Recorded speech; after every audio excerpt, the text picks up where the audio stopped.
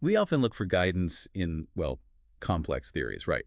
But what if real wisdom is hiding in plain sight? Maybe in the private thoughts of someone from long ago. Exactly. Someone who, despite having immense power, really wrestled with the same basic questions we do. Which brings us to our deep dive today, Meditations by Marcus Aurelius. Yeah, it's like getting a peek into the personal journal of a Roman emperor. Not speeches or decrees, but his own internal thoughts. It's incredibly intimate.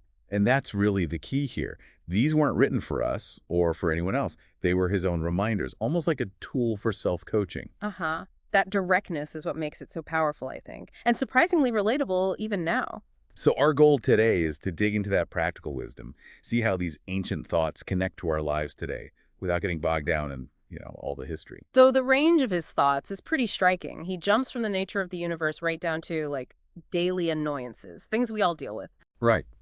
And speaking of the man himself, Marcus Aurelius Antoninus, Yeah. born 121 AD, became emperor, even shared the role for a bit with Lucius Verus. And his reign, it wasn't exactly peaceful, lots of war, the Parthian revolt in 162, for instance. Yeah, it's a real paradox, isn't it? Mm-hmm. This philosopher king, known for this kind of peaceful mindset, but constantly dealing with conflict. Yeah. It's important context for these reflections. Definitely. A life under huge pressure, but still focused on finding that inner clarity, that understanding. We should also acknowledge, though, the introduction to the text usually mentions it. There's a difficult aspect to his reign. You mean the persecution of Christians? Yeah. Figures like Justin in Rome, Polycarp in Smyrna, their martyrdoms happened under his rule. It's part of the historical picture we need to keep in mind as we look at his philosophy. It's a complex legacy. Okay, so let's get into the core ideas. Stoicism is the foundation here, right? It is, and a big one for Aurelius was living in accordance with nature. But that doesn't mean just, like, doing whatever feels natural. No, not at all. That Greek phrase, homologmons physies, it's more like living in agreement with nature. For the Stoics, that meant aligning yourself with the universe's inherent order and rationality. Okay. That's where they saw virtue, with a capital V. Understanding and flowing with nature, not fighting it. So how do they view the nature of the universe? Was it just, trees and rocks? Well, no, it was much deeper, more spiritual. They basically saw the universe as God, a single divine entity. Huh. And the popular gods? Yeah. Jupiter, Apollo, those guys. They were seen as just different expressions, different facets of that one big spiritual power and the human soul. They believed it came from this divine source. And eventually returns to it. Exactly. And this divine principle, this sort of cosmic intelligence, was believed to be working for the good of the whole system. Okay, so if the universe is this rational, divine thing, where does our happiness fit in? For the Stoics, the highest good wasn't pleasure or money or fame. It was living a virtuous life. Simple as that. So virtue is happiness. Pretty much. Virtue equals happiness, and vice, well, that equals unhappiness. They even had this ideal figure. The wise man, the Sophos. The Sophos. Yeah, someone who'd achieved perfect virtue. Someone who could theoretically endure anything, even torture, without losing their inner calm. Wow. That sounds impossible, like really unattainable. It probably was more of an ideal to strive for, like a guiding star. Maybe similar to how some religious traditions view sainthood or enlightenment. That makes sense. And maybe because it was such a high bar, later Stoics developed some more practical distinctions they talked about indifferent things. And different things, meaning things that don't matter. Not quite. More like things that aren't inherently good or bad in a moral sense. But they still distinguish between things that are naturally preferable, like health or having enough money. They called those proamena. And things that are undesirable, like sickness or poverty, apoprogmena. And they also talked about proper actions, kathakanta. These were like practical duties or guidelines for people who hadn't reached that perfect wisdom yet, sort of best practices for living well. Okay, I think I've got the philosophical backdrop now. So how does Aurelius take these big Stoic ideas and, bring them down to earth in Meditations? What's the practical advice we can actually use? Oh, it's packed with it. One really central theme, maybe the biggest, is focusing squarely on the present moment. Right. He hammers that home again and again. He does. He constantly reminds himself, the past is gone, you can't change it, the future, totally uncertain. All your power is right here, right now, in how you handle this task. And he says to approach each action like it's your last one, with seriousness, care, freedom, justice. Exactly. It's about bringing your full attention and intention to whatever you're doing in the moment. That's intense, but I can see how it would focus you. He also talks a lot about managing external stuff, distractions, which feels, I mean, incredibly relevant today.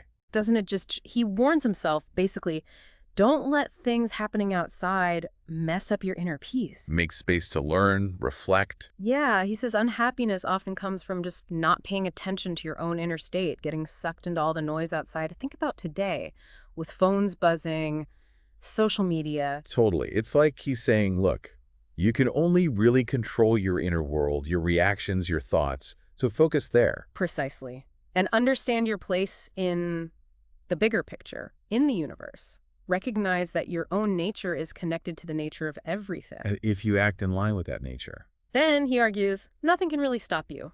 Nothing external, anyway. He also keeps coming back to impermanence, how everything changes, passes away. It could sound a bit grim. It could, but I actually find it kind of freeing. How so? Well, he reflects on how everything is constantly changing. Us, our memories, the things we worry about, it all fades. So realizing that helps detach you, maybe. Yeah. It puts things in perspective. Even huge problems or successes seem less overwhelming when you remember they're just moments in a vast flow of time. It lets you focus on now. That connects to another big one. The power of our judgment, our opinions. He basically says it's not the thing that upsets us, but what we think about the thing. Yes. That's huge in Stoicism. Troubles come from our opinions, our interpretations. Change the opinion. And the trouble goes away, or at least lessens. He has that line, what doesn't make you worse cannot truly harm you. It's all about reframing. Right. Actively choosing how you see things. He also talks about living according to your true nature. And for him, that seems tied up with being, well, a good person, kind, sociable. Definitely. He sees our core purpose as virtue, kindness, contributing to the community. Being a citizen, a human being. And the advice there is to withdraw into yourself. Yeah, turn inward. Examine your thoughts. Remember that external stuff can't actually touch your soul, your core self. Any trouble you feel is generated from inside, from your reaction. And then there's acceptance, that classic Stoic idea. Accept what you can't control, which is, way easier said than done. Haha, true. But he uses this image, like a fig tree needs sap. The world just unfolds as it needs to. Fighting against what you can't change is pointless. It just causes more suffering. So acceptance is about aligning with that natural flow. That's the idea. Don't waste energy resisting the inevitable. He also seems really focused on just doing the right thing yourself. Personal integrity. Not worrying about what others think or do. Very much so. Focus on your own actions. Make sure they are just and right. Live your life so you don't need anyone else to vouch for your integrity. Don't be your own witness. Exactly. And value those inner qualities. Justice, truth, self-control, courage, way above any external stuff like wealth or status. It's interesting, too, how he sees everything as connected, this sort of holistic worldview. Yeah, that's quite striking. He describes the universe almost as one single living organism. So everything that happens, Even things that seem bad to us individually, ultimately benefits the whole system in some way. Our job is to accept our part in that grand scheme. which brings us to, well, the ultimate unavoidable thing. Yeah. Death. What was his take on that? He approaches it very calmly, actually, as just another natural process, a change, like matter transforming from one state to another. So don't fear it. Right, it's just part of the cycle. Accepting mortality seems key to his whole outlook, reminding us that our individual lives are temporary parts of something much larger. He also gives a lot of thought to how we should treat other people, Yeah. especially people who, annoy us or do wrong things. Yeah, and his advice is pretty compassionate. He suggests that people who act wrongly often do it out of ignorance. They think they're doing something good, or they just don't know better. So teach them if you can, but don't get angry. Exactly. He emphasizes that the person doing wrong actually harms themselves the most. The best response isn't revenge or anger, but kindness, and crucially, not becoming like them. The best revenge is not to be like that. That's a powerful line, sometimes attributed to him, or Stoic thought. It captures the essence, yeah. It's interesting that the very first book of Meditations isn't about abstract principles, but it's all gratitude. He thanks everyone who taught him something important. Absolutely. It really sets the tone. He lists specific virtues he learned from his grandfather, his parents, his teachers like Rusticus and Apollonius. It shows how much he valued learning from others and consciously building his character. And underpinning all of this seems to be reason.